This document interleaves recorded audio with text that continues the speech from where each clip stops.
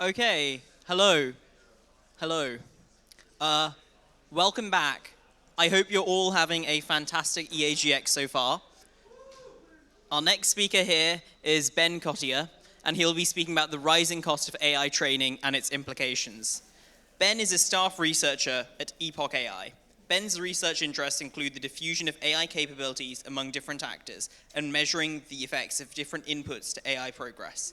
Previously, he was a research fellow at Rethink Priorities and spent time as a software engineer. Ben has a background in machine learning. Just as a reminder, we'll be taking questions via Swapcard. So in order to submit questions, you should open up Swapcard on your device. You should go either to My Event or Agenda.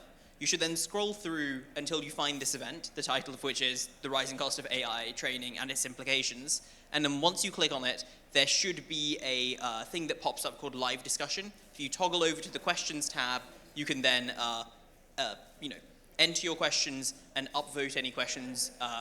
And I know we'll try and go for the most popular questions for starters.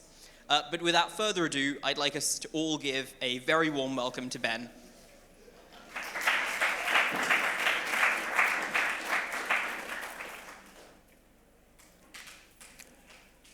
I estimate that the cost of computation to train notable machine learning systems has grown by about a factor of 2 million since 2010. So I want to talk about where that number comes from and what it means for progress in machine learning, who's responsible for that progress, and as well as security and proliferation of machine learning systems. So I'll start with why this matters, how the cost of machine learning affects the who and the when of machine learning progress.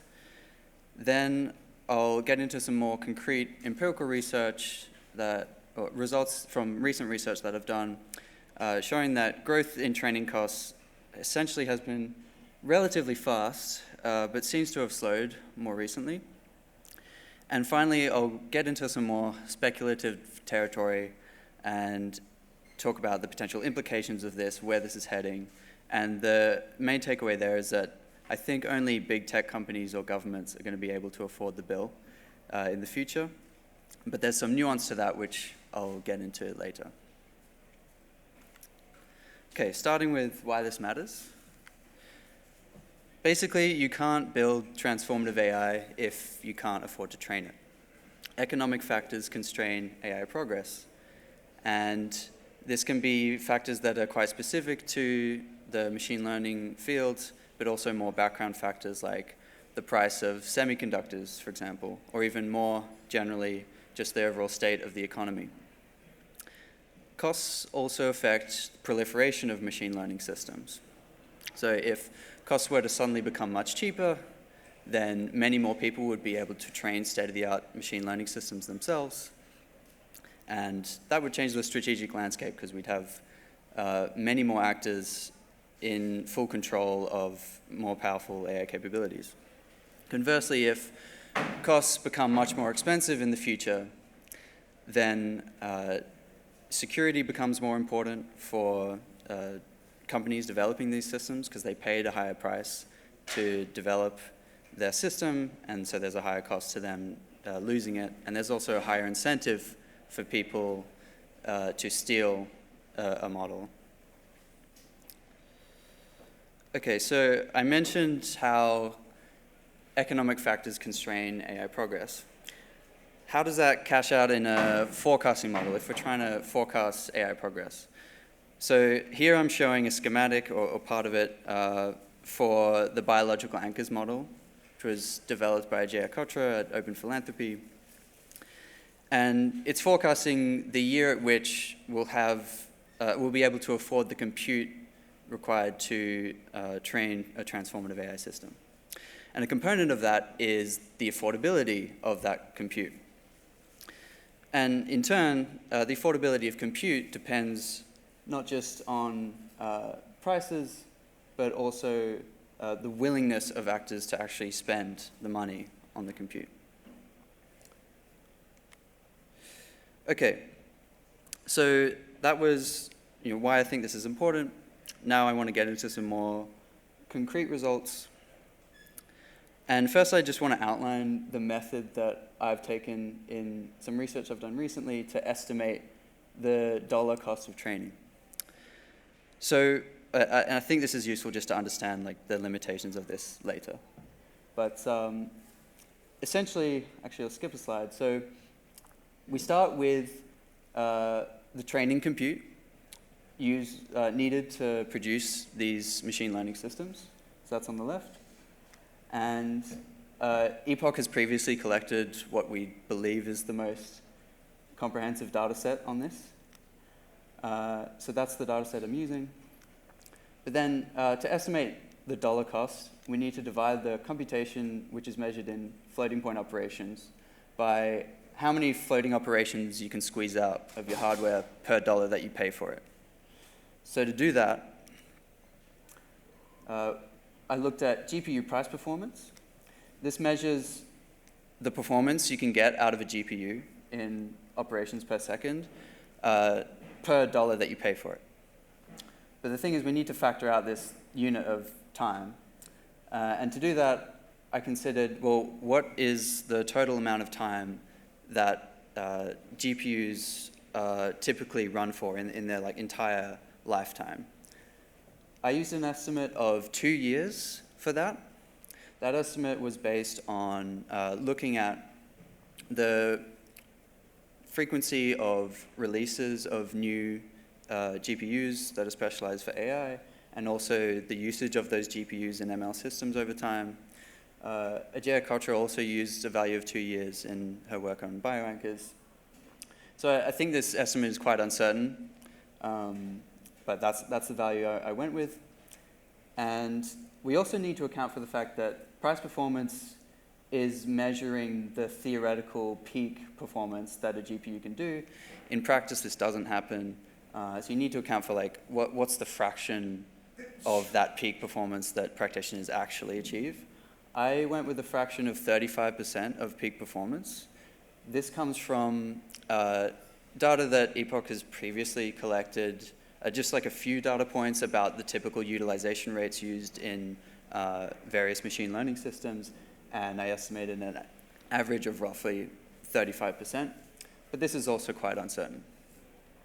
So that, calculating that through, multiplying the time and the utilization factor, gives us an estimate of the actual flop that you can get per dollar that you pay.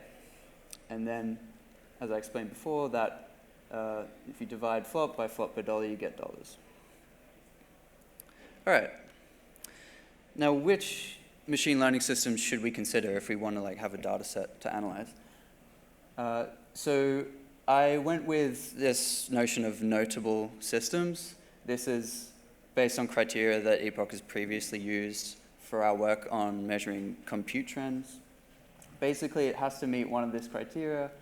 Either the research paper associated with it had more than 1,000 citations, the system made an important state-of-the-art advance on some benchmark, it was deployed in a notable context, or more subjectively, it had some historical importance. And all of these criteria become more subjective after 2020 because we have less information about citations, for example. So this is somewhat subjective, which systems we count. But my sense is that this gives a pretty good data set, like pretty comprehensive in terms of the systems that we care about, the systems that are, influencing machine learning progress the most. So on to results. Now the plot here I've got is measuring the cost in dollars, US dollars, of the training compute used to train all of these systems. So that's the data points. This is a logarithmic scale. Each tick is an order of magnitude larger, and straight lines are exponentials. So I find that training compute cost has been growing at about 3 times per year. So each year, the average training cost is about 3 times larger than the previous year. For some perspective, if we just look at training compute in the number of operations rather than considering prices, then that's been growing at about 5 times per year. So that's a bit faster. Whereas Moore's law, which essentially measures hardware progress is only about 1.4 times per year. So this is much faster than hardware progress. Now you might say, well, these may be notable systems in some sense, but presumably if we get transformative AI, this is going to be the most expensive system that's ever been trained. So we might want to look at the upper range of systems. So that's what I'm doing here, just looking at the upper range in terms of the amount of compute, and only considering systems since about 2016, which is kind of when these really large-scale systems got going. So from there, I find that the growth rate has been quite a lot slower. It's only about 1.6 times per year. However, this is more uncertain because we just have fewer data points here. And you can also see that this seems quite influenced by outliers. So these two here, the AlphaGo master and AlphaGo zero systems, which we estimate just use an enormous amount of compute at, relative to the time that it was produced. So it's debatable whether you want to include these outliers. I decided to include them because I do think they are representative of pushing the state of the art. But yeah, shouldn't take this number quite as seriously as the previous one. Some more disclaimers I want to make here. I'm only talking about the cost of hardware to compute final training runs. This is not accounting for all the other costs like during experimentation, during deployment of these systems, and also the costs of, in terms of salaries of the researchers working on this. Secondly, the cost estimates, those individual data points on the plots, they have big uncertainty bounds. I roughly estimate that the true cost could be between 5 times smaller and 5 times larger than my central estimate. Having said that, the growth rate, so the overall growth rate that I'm measuring here seems fairly robust. If you kind of jiggle these data points around randomly by fairly large factors, the growth rate doesn't change significantly. But there is still uncertainty in the growth rate, as was shown in the shaded region on those plots.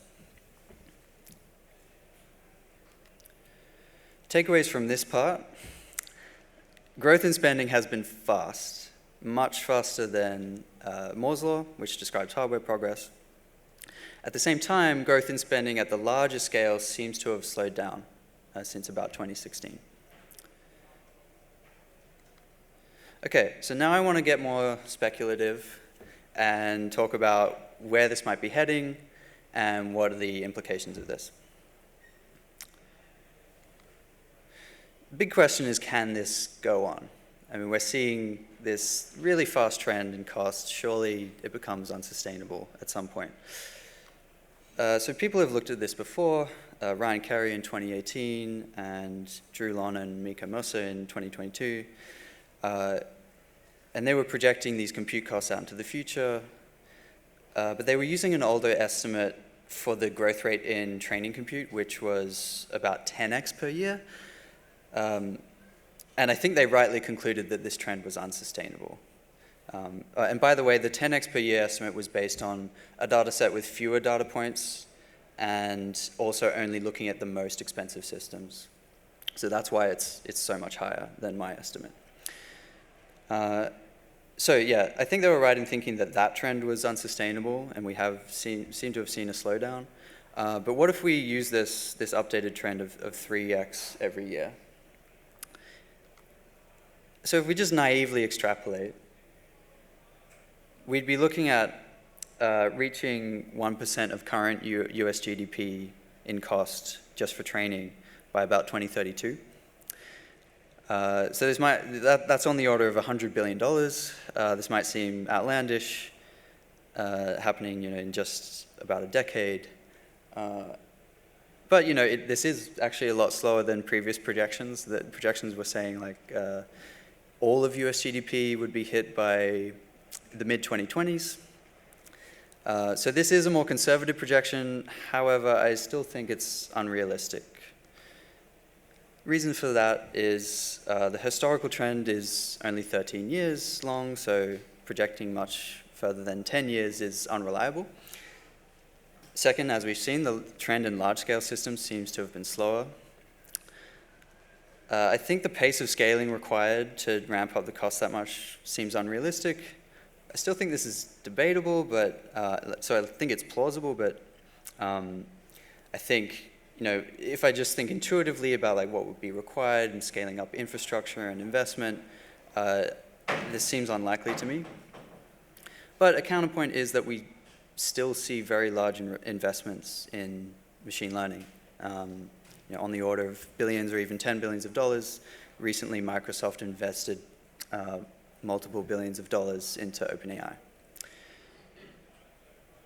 Okay, so overall, I think that's unrealistic. A more realistic model might be, this comes from bioanchors, modeling willingness to spend. And so this accounts for a limit on spending as like a fraction of GDP of the frontier country, which presumably would be the US, most likely. So once it hits a threshold of 1% of US GDP, it sort of flattens out and just grows at the current growth rate of GDP. I tentatively think this is a more realistic model than just extrapolating linearly. It's still quite limited, but seems like an improvement to me. And by the way, this also, Ajaya's best guess also is a slower initial growth rate than I'm estimating.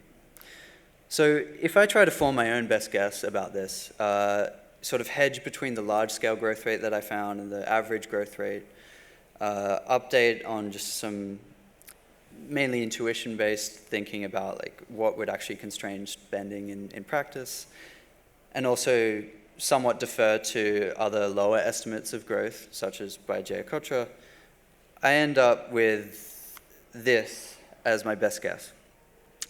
So a lot of uncertainty here, huge confidence bounds, and I think this is a very non-robust estimate, but I just want to kind of stick my neck out and put my best guess on the table.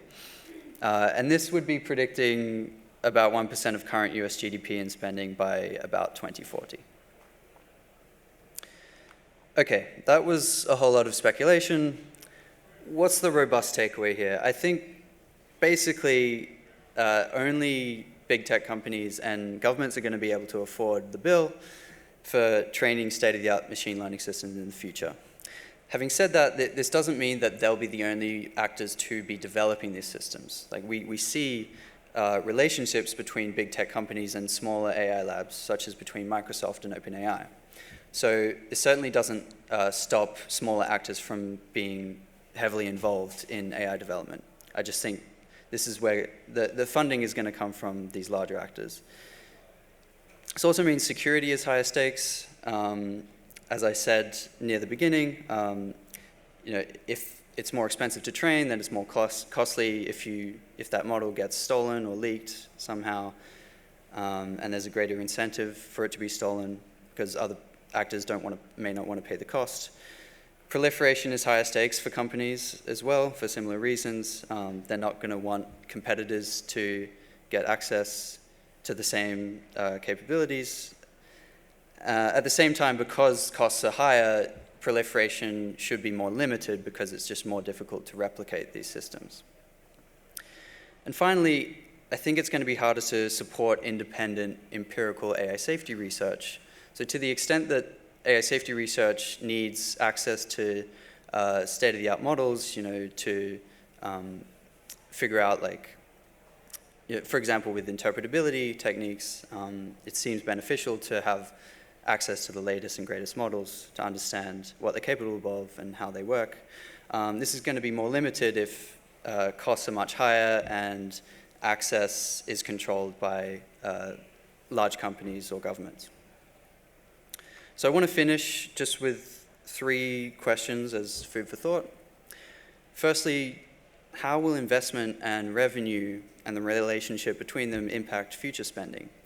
I think this definitely needs more modeling. Secondly, what are the actual constraints on spending? I was talking about a threshold of 1% of US GDP, but I think this is fairly arbitrary, and it'd be good to actually model like what is actually constraining spending. And finally, how will we support AI safety research, especially independent research, when training costs are so prohibitive in the future? Thank you.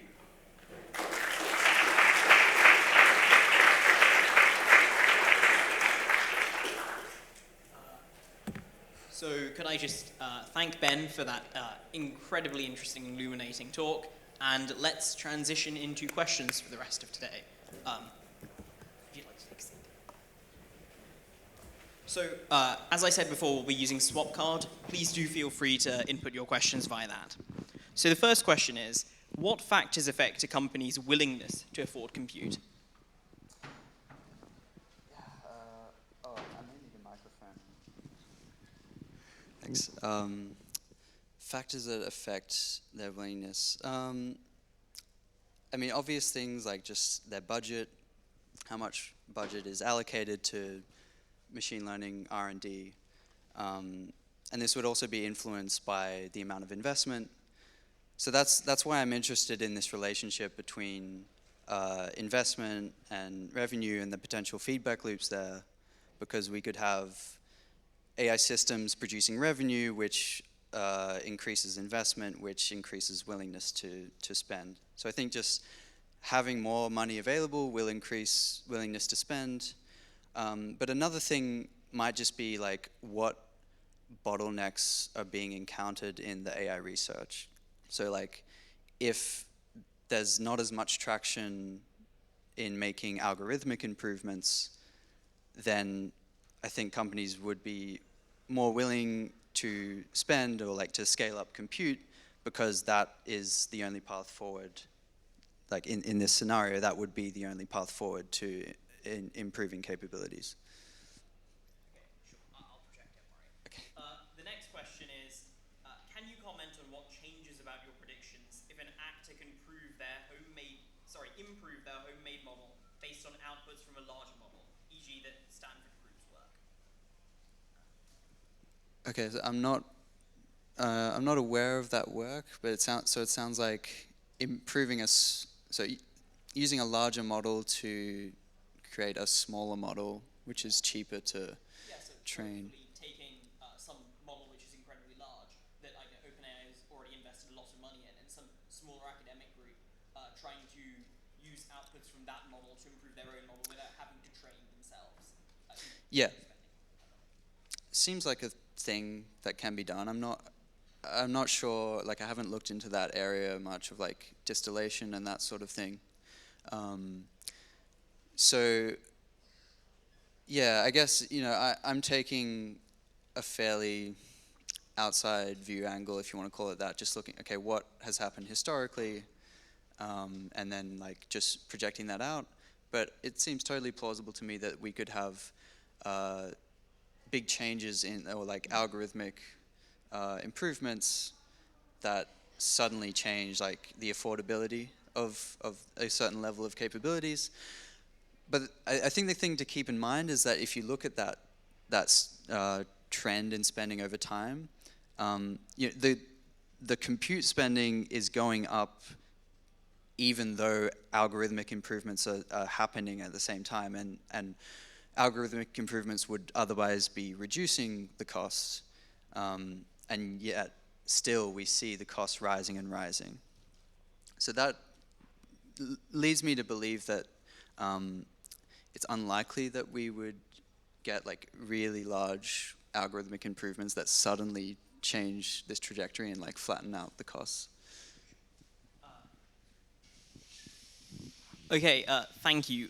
Unfortunately, it seems that we've run out of time, but there were so many more questions that were excellent down here. So if Ben has the time afterwards, maybe we could like congregate in another room and go through these. But thank you so very much for coming along, and thank you to Ben for what was an incredibly illuminating talk.